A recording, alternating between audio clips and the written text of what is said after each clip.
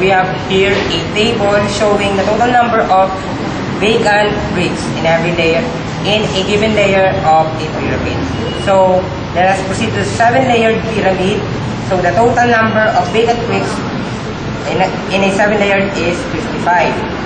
So we have proved it.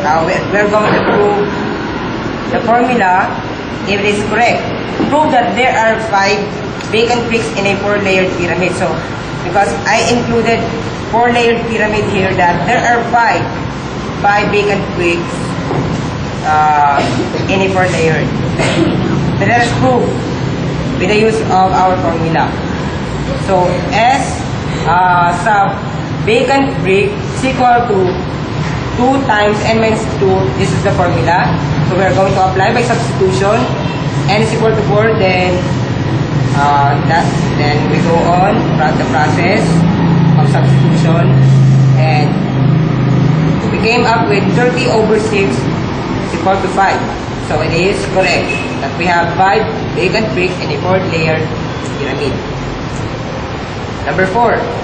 Considering an enlargement of a brick placed inside. So here, we enlarge from this brick. From this brick, we enlarge a 2 by 2 enlargement. Just like that. Diba? 2 by 2 siya. We're going to enlarge 2 by 2. Enlargement, which means we have the two measure here. We have 2 measure here, and of course we have 2 measure here. So 2 cube means the enlargement of a brick, of a smaller brick. So this is an enlargement. So we are going to place the enlargement of a brick inside the base pyramid. So can we make a prediction? So let us go with the investigation problem. How many bricks to be used in order to make a perfect pyramid with a given enlargement of a brick inside the pyramid? So the next slide will present a table.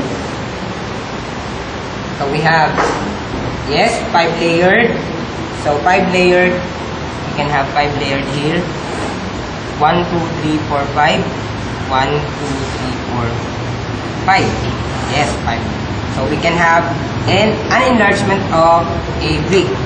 So, but then, so we go on with the investigation problem. So can we predict the total number of bricks? So can we predict, since our investigation is that we are going to place another brick at the middlemost of the lower level. So here we cannot place another brick for this part and for this part. So meaning we cannot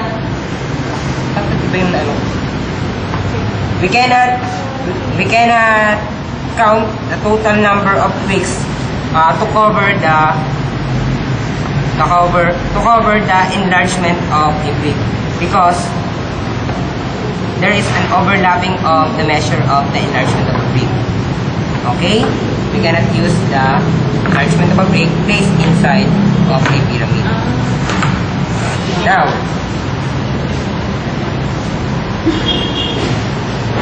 let us move on with the investigation number 5. Investigation problem number 5. Considering a solid pyramid placed inside the same height of any layer of a pyramid. There's an enlargement like this one.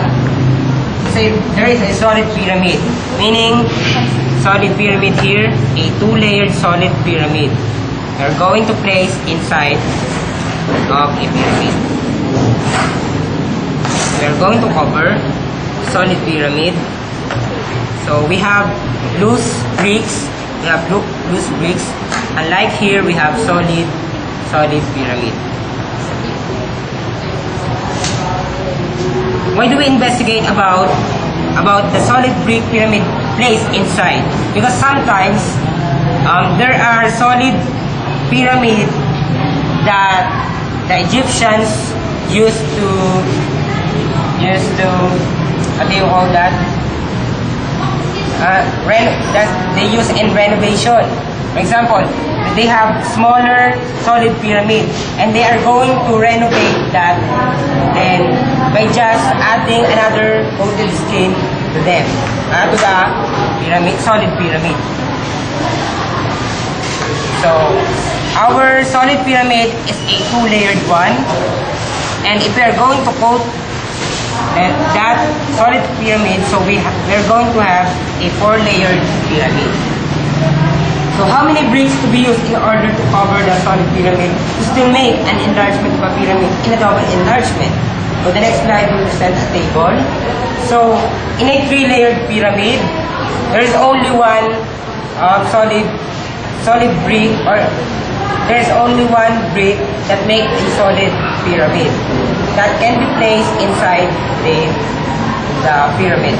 So in a 4-layered, there are 5 bricks that can make a solid pyramid in order to be coated by a 4-layered pyramid. So as we go on, can we make a prediction of finding the total number of bricks to be used in order to have an enlargement of a solid pyramid inside?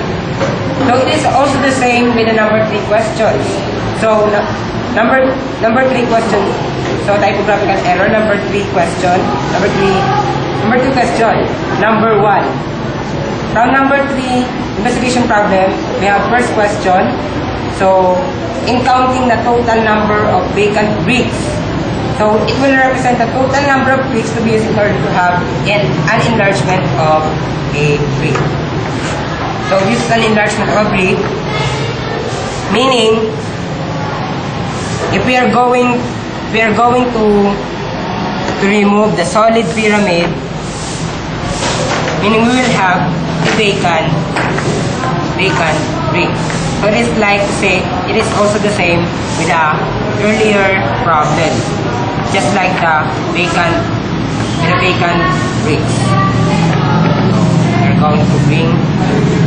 are going to put them back. Okay.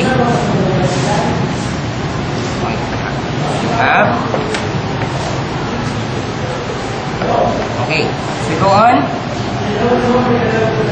So can we make a prediction of finding the total number of bricks to cover the enlarged pyramid? So as I have said, so it is only the same with the vacant, with the number 3 questions. Number 1, it is like a vacant bricks. Just like solid bricks is like the vacant bricks placed inside the pyramid. So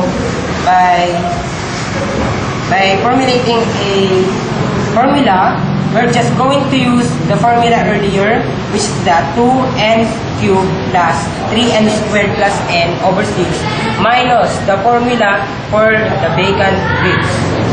So for us to cover the solid pyramid. So we have our extension.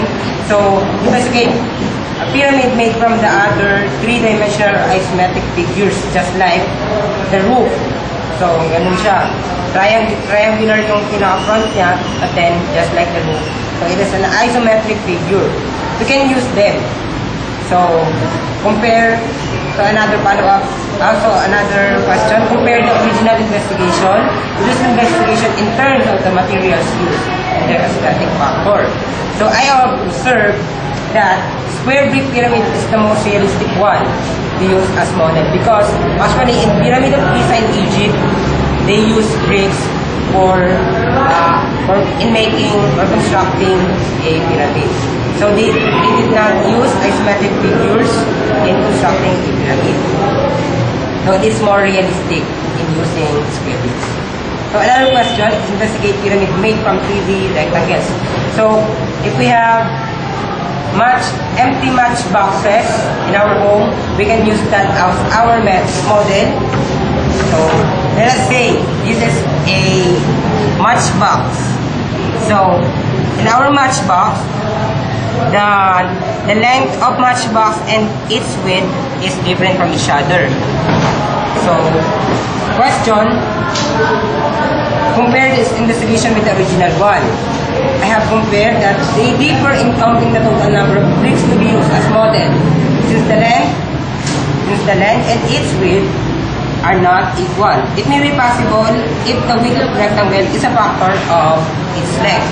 But like this one, it is possible because the length is a factor of its width because it is only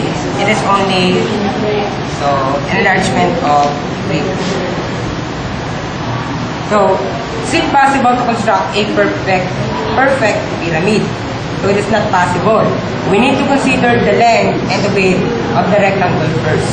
So here we can construct pyramids, but like in our matchboxes, we cannot make a perfect pyramid because the length and its width is not the same. So we need to consider its length and width. So considering alteration of the dimension, meaning we have here just like that, and we are going to alter the direction just like that. So we cannot produce pyramids with regular polygons. It's seldom happen. So that's all of my investigation problem, and thank you for listening and comparing with me.